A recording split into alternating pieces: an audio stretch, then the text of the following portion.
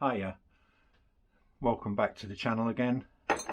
I'm just going to discuss engine casings, and this is a wide frame VS5 engine block, and how little they've changed from this to the last PX ranges. So basically what the only difference is that you've got a carrier here.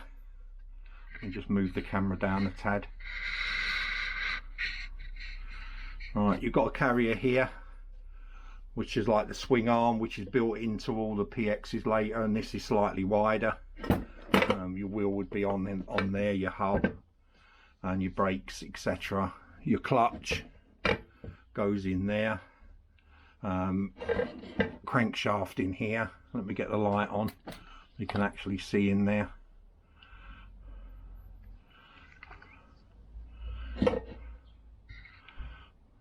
2-port motor in this case. The later ones had a port cut out here, and a transfer port, which is a 3-port. And if we look on this side, you've got your magneto side, so you'd have your flywheel stator plate, and this comes with an extra ring. And your flywheel cover goes onto the ring. It's held in by 3 screws. 1, 2, 3. You've got a clamp on the swing arm. That's what these dig outs here are for. They're M9s as far as I remember. Quite long bolts, and there's like a bracket that holds your suspension on. And the other part of it is that bolts down to the front part of it, and there's a little bracket that holds the cables, etc. There's a bracket that bolts onto there. So, you know, they had the same ideas all these years ago. Apparently these original engine cases, this style, not this particular model, but they were originally supposed to start up bomber engines. So they'd have the engine running, and this part here would push in, and it's got a spline on the end, so it'd push in and rotate over the bomber engine till it started. I've never actually seen one, but the myth survives to this day about that's how this engine came about. And Discagno, when he was designing the Vespa, obviously they've got a 2-stroke engine, albeit 98cc or 70cc, whatever it was, to start the bomber engines. It was easy to use the technology they already had, update it a bit, and then work on that. And this engine casing, they survived right up till the demise of the VS5. So the Mark 1, Mark 2 160s, Sporties didn't have this engine. GL, VBBs, they had the first rotary valve, so they tried it on them before moving that onto the Rally, and then the PX had the same evolution right the way back to the Sportique, although they're bigger casings again to take bigger crankshafts, bigger cylinders. The problem you've got trying to tune these engines is these where you put your studs in are very, very close. They're more akin to the Vespa 90 than they are. I don't know how big they are on a PX80, because I've never had a PX80 engine to get the measurements. I've been online, I can't find what that measurement is. If anybody can update, we can have a look, because they do a couple of DR conversions for the 80, the PX80, which might fit that. The problem you've probably got is how do you get the induction into it, because it's a piston ported engine, akin to a Lambretta. This engine here came out of my VS5, and although the internals were absolutely mint and it was running great, when I actually stripped it down, I discovered that it's got a crack in it. And well, I was quite flabbergasted, because although the engine was sprayed, whoever had done their bodge, they didn't weld it, they just put some chemical metal in. and painted over it so you couldn't see. And when I started the engine, before I stripped it down, it run, you know, a bit bearing noisy, but it run as good as the replacement ones do now. So what I'm going to do is just open up the two halves, and we'll discuss again what's inside. Again, it's freezing cold today, so you've got a couple of knock marks. You see them? They are the same. They are a pair which I did look at before I bought the scooter, but you know, I can't really criticise, because they did go through quite a period of not having any spares. You know, it's quite hard. Those of you who have been around like myself, Exchange and Mart, etc. You know, it's a different world than it is now with eBay and the internet. You can have a part sent over from Germany or Japan, whatever, anywhere where you can think of it.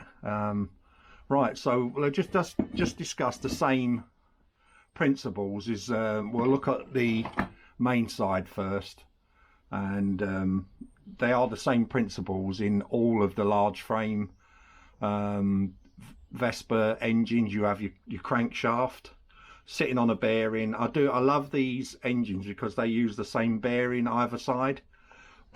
So if we just turn that around there, if you can see that, if it doesn't fall over, of course, which it's trying to do now. So you look in here, it's got the same bearing as there and the same oil seal, and the oil is fed in through these little channels, little holes in, so as the piston comes down it forces oil and petrol around the bearing. They do rev on really nice, and that's one thing I do like with the VS5, you know, that 150 stroke engine. That's where your main shaft or Christmas tree would sit on, and your clutch would sit on here. So you've got your Christmas trees, you've got a lay shaft that goes through there. It's bearing twice, so you've got one on the rear hub and one just sits in here, and there's a bearing retainer that screws in, hence the thread there. I don't know if you can see that thread. And the rear hub, if I can look at it that way, it's got a very, very expensive bearing. I think they're about 75 quid upwards, which pushes in. Then you've got an oil seal, and then you've got like it's, I don't know what you'd call it, it's like a spacer that's cone shaped that fits into the rear hub. So the rear hub is aligned up and down as well as on. Then it's held in with a nut and washer and a circlip. So if you would look in this side of the engine, all you would see is the crankshaft would come out, and you'd have the clutch sat there. I've seen both types. There's the later type ones went right into the they basically use the same plates as on the later right up to the PX. The earlier ones have got they've got like a toothed gear on the inside of them. They don't rely on the outside edge to be driving and friction. They're all as well. They kept this idea with the PX range, because the actual axle, if you want to call it that, doesn't actually spin. It sits on bearings. So the Christmas tree's got a bearing in it, and the opposite side that goes in here, they've got bearings that go around. The only difference between that and a PX is the PX, the axle drives in and out of the clutch, Christmas tree, and so it's captive when it's built. So these are actually built in, held in with grease, and then pushed in. Then you've got your kickstart on here. It's a great big knuckle effect. There's a little like felt sealing ring, and there's also another. I've only ever seen the later linings for these which look like they're brass. The earlier ones like fitted to this are metal. You can see that it's actually a steel. So I don't know what the difference would be.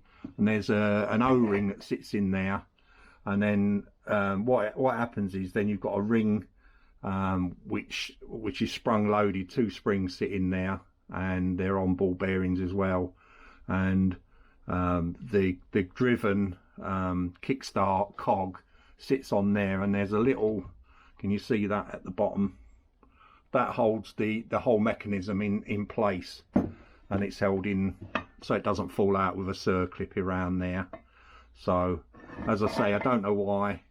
Maybe the technology wasn't around or whatever back in them days, but they decided to chemical metal it, and it had been running till it was laid up in the 70s. So don't know when this was done. I managed to get another set of casings without that anyway. So what I was looking to either chop it away and doing a diorama type thing to show people, you know, when they're built up, what they look like. It's quite nice to see that, to be honest. So cut a cylinder away, but because these parts, you can't come across them, you know, sort of knackered enough to somebody will just donate them to you to do that. With GSs, all the parts are extortionate.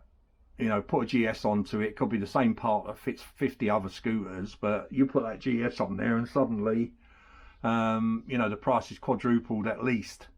Some of the accessories that they've got out and about now, you know, I think the latest one I saw was a carrier for about 400 quid, an original Falbo carrier.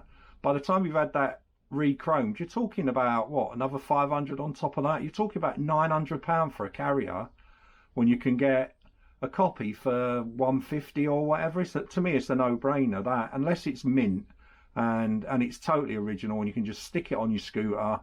Them days of just getting yourself ripped off for the sake of, oh, I've got an original part, you haven't. It's like, yeah, whatever. You know, I've always got 2 or 3 scooters anyway, so it's not so easy for me to just indulge one of them. You know, I think the last time I saw original jag lights for a GS, the guy was wanting something like £3,000 for them. Like, really?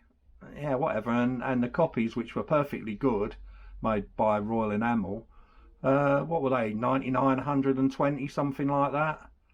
And when they're on, they're just as good as the original. You know, there's a lot of accessories back in the 60s were cack. Putting it mildly, they were rubbish. So as you can see, you've still got your 3 basic components. So you've got your crankshaft, driving your Christmas tree, driving your gears, which are selected. You've got a selector that sits on the top here. On the PX, it sits on the end, and you've got an arm that moves in. These go in, and they're quite fiddly. You have to move it to 2nd gear and make the space for it to fit, hence the round shape. They're a bit, I would say they're a bit more clunky than a PX. They're not so nice changing, and again they get better the more you use them. When you rebuilt one of these engines and you put new cruciform, everything's like really nice and tight. They do, you know, I think the clutch has got a hell of a lot of problem holding the power. You know, they probably went as far as they could with this engine. There are rumours that Penasco are making a new casing, which is basically going to take the larger PX type tuning. So you'll have a on the top, you'll have a reeded valve induction. Let's get it right around the right way. So where it's induction fed, you'll be able to put a reed valve in there. 225 upwards, 240 probably is about as big as you'll be able to go with a kit on it. I'm not sure if they're using PX gearing or whatever. I saw it in the online. So there'd be basically a copy of this casting, and you'll be able to mount. It'll have the same mounting points basically, and probably a modern version of the same lay shaft. I don't know, I haven't measured the distance between here and here. I never seem to have two engines being built at the same time to do that. So it's just one of them things where these engines are old and worn out now. You know, there's a lot of them that you listen to them and they sound like a bag of nails. In fact, my own rebuilt engine, I'm looking at changing the bearing that goes on the Christmas tree already, and that's only been built a year. But like I say, the clutch and the cush drive in the Vespa 150s, they take a hell of a beating, and you're talking about 60-plus-year-old parts as well. So the bike originally came out in 1959. I think they lasted to about 62, so they had quite a long production run. They've been overtaken by the Lambretta TVs by then, the TV 175 series 2, not the 1. That's quite a well sorted scooter. The series 1 had a lot of mechanical issues, and they're not much quicker than these. I mean, you've got to remember these used to run on 5-star petrol. New. I've been able to keep up with P200 standard ones when I've been out on a run. When you get them wound up, that's why I say I think all round, for how old they are, they're a really good scooter. I'm just starting to waffle on now. I don't know if people enjoy this, but it's, you know, there's electronic kits for them now. There's been a new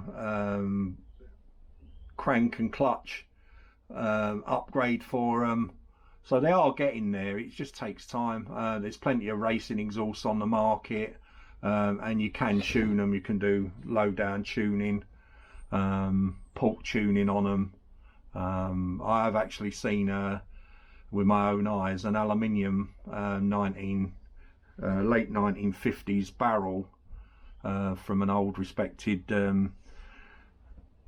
vintage Vespa club member who's no longer, I don't even know if he's still around or not. I've not seen him for 20 odd years. I've seen a proper racing barrel, aluminium, which at the time, you're talking, you know, late 50s, was developed for the Isle of Man, because these things used to just go, they weren't as quick as a Lambretta, but what they do is they would just keep going and going and going.